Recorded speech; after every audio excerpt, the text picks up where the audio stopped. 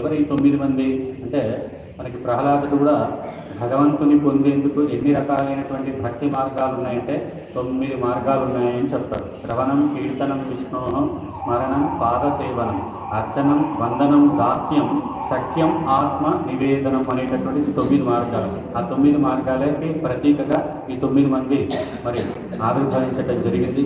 ఆ 9 మంది అయిన తర్వాత మరి నేను ఇంకా సరిగ్గా ఏమీ చేయలేకపోయానేమో, నారాయణుడు ఇంకా నాకు పుత్రుడిగా జన్మించలేదు, నాకు ఇంకా అదృష్టం కాస్త తక్కువగా ఉందేమో అని కాస్త ఆమె బాధపడుతున్నటువంటి సమయంలో నువ్వేమట్లాగా బాధపడాల్సినటువంటి అవసరం లేదు దేవహూతి. తప్పకుండా నీకు నారాయణుడు దశావతారాలు ఎత్తినటువంటి నారాయణమూర్తి దశమ సంతానంగా నీకు తప్పకుండా ఆవిర్భవిస్తాడు.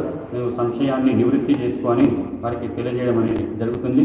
చేసిన తర్వాత ఆ విధంగా మరి ఈ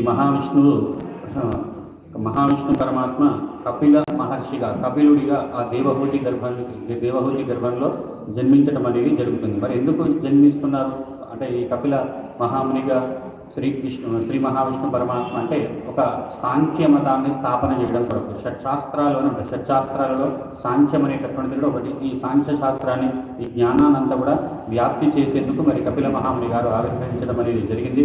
ఎప్పుడైతే కపిల భగవానుడు మరి భూమిపైకి వచ్చాడో అప్పుడు మా దేవతలు, బ్రహ్మదేవుడు మొదలైనటువంటి వాళ్ళందరూ కూడా అక్కడికి వచ్చేసి దేవహూతిని, కర్దమ ప్రజాపతి గారిని ఆశీర్వదించి, మీరు భగవంతునికి జన్మను ప్రసాదించినందుకు మీ యొక్క కీర్తి ప్రతిష్టలు లోకంలో అందరికీ కూడా తెలుస్తాయని, మీరు ధన్యాత్ములు, భవ్య దివ్య చరిత్రలు అని ఆశీర్వదించక్కడి నుంచి వారు వెళ్ళిపోవడం జరుగుతుంది. అప్పుడు అదేవిధంగా బ్రహ్మదేవుడు నీకు 9 మంది కన్యామణులు ఉన్నారు కదా, వాళ్ళని మరీచి మొదలైనటువంటి మహర్షులు 9 మంది ఉన్నారు, వారికి ఇచ్చి వివాహం చేయి అని చెప్తే మంచిగానే బ్రహ్మదేవుని యొక్క ఆజ్ఞానుసారం కర్దమ ప్రజాపతి గారు వారందరికీ ఇచ్చి వివాహం కూడా చేయడం అనేది జరుగుతుంది. అప్పుడు కర్దముడు తన కుమారుడైనటువంటి కపిలుని వద్దకు వచ్చి కూర్చొని మాట్లాడుతూ ఉంటాడు. నాయన, మరి అప్పుడే నీవు సన్యాసాశ్రమాన్ని స్వీకరించవచ్చు అని చెప్పారు. అందుకే గౌతమ బుద్ధుల వారు అర్ధరాత్రి ఆయన శయ్యా మందిరంలో తన భార్య కుమారునితో నిద్రిస్తున్నటువంటి వేళ వైరాగ్యం కలగగానే మరి ఆ ఇంటిని, రాజ్యాన్ని విడిచిపెట్టి అడవుల్లోకి వెళ్ళిపోయి ఆయన సన్యాసాన్ని స్వీకరించి బౌద్ధమతం వ్యాప్తి చేసి జ్ఞానాన్ని ప్రచారం చేశారు. కాబట్టి సన్యాసానికి కావాల్సింది ఏంటంటే అమితమైనటువంటి వైరాగ్యం, అతీతమైనటువంటి వైరాగ్యం అనేది కావాలి. కాబట్టి నేను సన్యాసించదలిచినాను అంటే మరి మంచిది అని మరి ఆ కపిల మహాముని గారు వారికి కుమారుని రూపంలో ఉన్నటువంటి కపిలుడు మంచిది అని చెప్తాడు. చెప్పి మరి కాలంలో నష్టమైనటువంటి ఆత్మతత్వాన్ని తిరిగి ముముక్షులకు నేను ప్రసాదించేందుకు నేను కూడా అవతార స్వీకారం చేశాను. సర్వం కూడా మరి సమర్పణ అనేటటువంటి భావన చేత నీకు ఉండాలి. కర్మలను ఎవ్వరు కూడా సన్యాసించలేదు. సన్యాసం అనేటటువంటి మరి వస్త్రాన్ని ఇదంతా కూడా మీరు శాస్త్ర ప్రకారంగా తీసుకోగలుగుతారు, కానీ కర్మలను విడిచిపెట్టడానికి మాత్రం ఎట్టి పరిస్థితుల్లో కూడా వీలు కాదు. కర్మలు అంటే ఏమిటి? పనులు. ఇప్పుడు మనం చూస్తున్నాం, అదొక పని, వింటున్నాం, అదొక పని, నడుస్తున్నాం, తింటున్నాం, తిన్నదాన్ని జీర్ణం చేసుకుంటున్నాం, మళ్ళీ విసర్జన చేస్తున్నాం, స్నానాధికారులు చేస్తున్నాం. ఇవన్నీ కూడా ఏమిటి? పనులే. పనులు విడిచిపెట్టడానికి ఎవరికైనా వీలవుతుందంటే ఎవరికీ కూడా వీలు కాదు. నువ్వు కాబట్టి ఈ విధంగా నీవు జ్ఞానాన్ని అంతా కూడా ఉపదేశం చేసి ఆ కర్దముడు కపిల భగవానునికి ప్రదక్షిణ నమస్కారాలు చేసి అక్కడి నుంచి నువ్వు వనాలకు వెళ్ళిపోయి రాగద్వేష రహితుడవై చక్కగా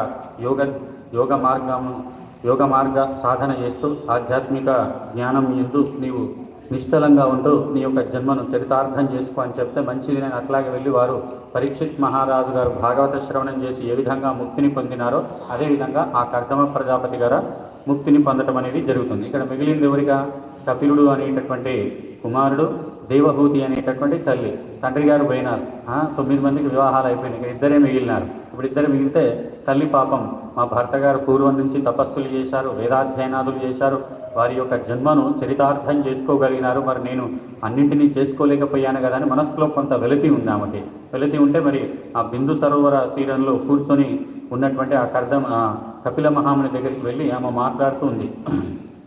మరి తల్లి, మరి జనులందరూ కూడా మోక్షాన్ని పొందాలి అంటే దానికి కావలసినటువంటి విద్య ఏది అంటే ఆధ్యాత్మిక విద్యయే. ఆధ్యాత్మిక విద్య కాకుండా ఏ విద్య ద్వారా కూడా మోక్షాన్ని మనిషి పొందేందుకు అవకాశం అనేది లేనే లేదు. కేవలం ఆధ్యాత్మిక విద్య ద్వారా మనిషికి ముక్తి, శాంతి, సౌఖ్యం అనేది లభిస్తూ ఉంటుంది. అందుకే భగవానుడు భగవద్గీతలో కూడా దశమాధ్యాయంలో ఏం చెప్తాడంటే అధ్యాత్మ విద్యానాం వాద ప్రవదతామహం అని చెప్తాడు.